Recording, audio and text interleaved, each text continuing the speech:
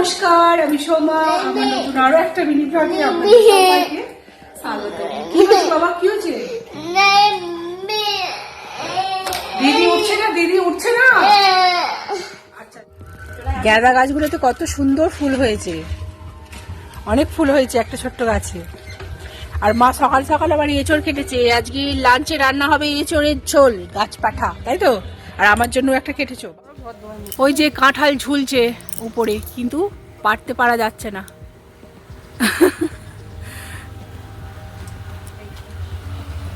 কি বলছো বলো? এই দেখুন কি সুন্দর ছোট্ট কাঁঠাল, ছোট্ট।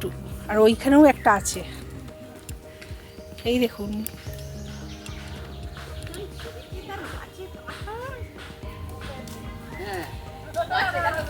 এই জঙ্গলটা আমার বাপের বাড়ির, একটা মোটা মেহগিনি গাছ। সব বাপের বাড়ির হোম ট্যুর ভিডিওতে ছাদ থেকে এই জঙ্গলটা দেখিয়েছিলাম, মানে ছোটোখাটো আর কি জঙ্গল। সব রকম ফল গাছ, ফুল গাছ মোটামুটি আছে।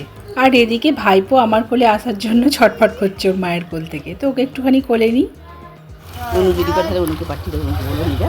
তুই এঁচড় খাবি? আচ্ছা, ছাঁচি কুমড়ো শাক খাবি তো? ছাঁচি কুমড়ো শাক। আর এই যে আমার জন্য গাছের বেগুন দিদা দিল।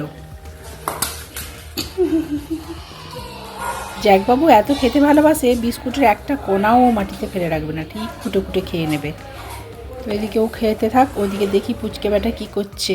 ও পুচকে বেটা দিদির কোলে বসে, আর ঠাকুমার ফোনটা নেবে বলে বায়না করছে, ফোন আর ট্রাইপডটা।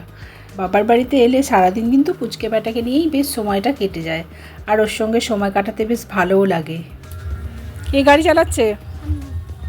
ওই হ্যান্ডেলগুলো ধর। বাবা, কেরামতি তো ভালোই জানে। আর তাহলে রিমদিদিকে পিছনে বসিয়ে নিয়ে যেতে পারবি তো? Very good. তো স্নান কমপ্লিট হয়ে গেছে, আজকেই বাড়ি চলে যাব। তো মা খাওয়া দাওয়া করবো আর কি, মা লাঞ্চ বাড়ছে। এই যে পুচকে বেটাকে রিমবাবু রিম দিয়ে আসবে যা বাবা, ও দিদার কাছে দিয়ে আসবে যা। এদিকে আজকে লাঞ্চ মেনু লম্বা লম্বা করে বেগুন ভাজা আর এঁচড় দিয়ে ডিম দিয়ে আলু দিয়ে একটা তরকারি, ব্যাস এটাই। আর মা বোধহয় ভাতেতে আলু সেদ্ধ দিয়েছে। তো চলুন খাওয়া দাওয়াটা করে নিই। আর এই যে আমার ভাত বেড়ে দিয়েছে মা।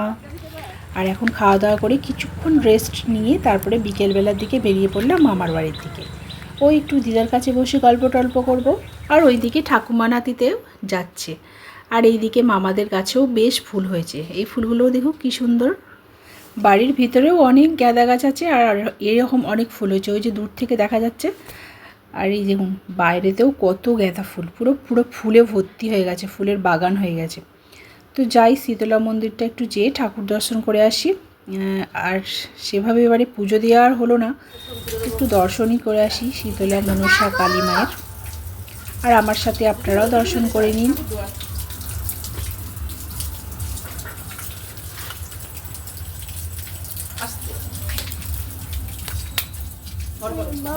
প্রণাম করো, ঠাকুরকে নড় করো।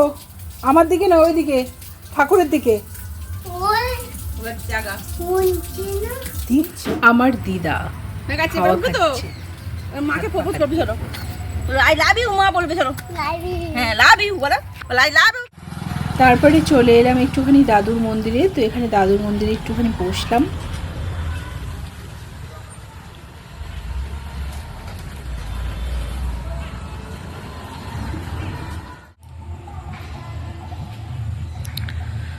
তো সন্ধেবেলা আড্ডা হয়ে গেল, বিকেলের আড্ডা।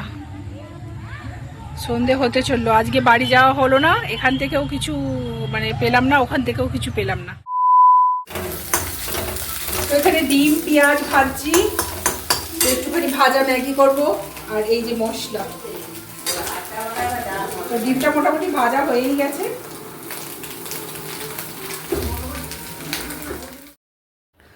এই যে আমাদের মায়ের বেটির দুজনের ভাজা ম্যাগি।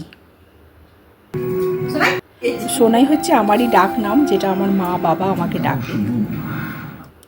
তো পরের দিন সকালে রেডি হয়ে বেরিয়ে পড়েছি, আমাদের টোটো আসছে, ভাড়া টোটো। তো টোটোতে করেই বাড়ি যাব। আর পুচকে বেটাকে ছেড়ে একদম যেতে ইচ্ছাই করছে না। পুচকে বেটা আমাদের সঙ্গে যাবে বলে টোটোতে বসে পড়েছে, কিছুতেই নামবে না ও। আর ওই যে ঠাকুমার কোলে ও যাবে না। তো ওর মা এসে অনেক বুঝিয়ে সুজিয়ে তারপর নিয়ে গেল। তো যাই হোক, আমরা এখন মায়ের বেটিতে করে যাচ্ছি টোটোতে হাওয়া খেতে খেতে বাড়ি।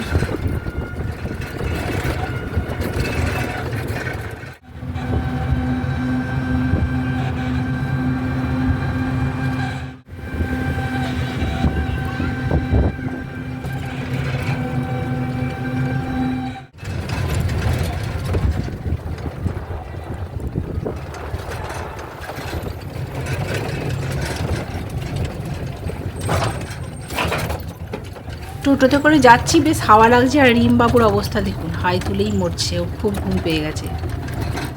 আর ওইদিকে সবুজ মাঠটা দেখুন কত সুন্দর, একদম ধান খেতে ভর্তি, দারুণ লাগছে সবুজ মাঠটা, তাই না?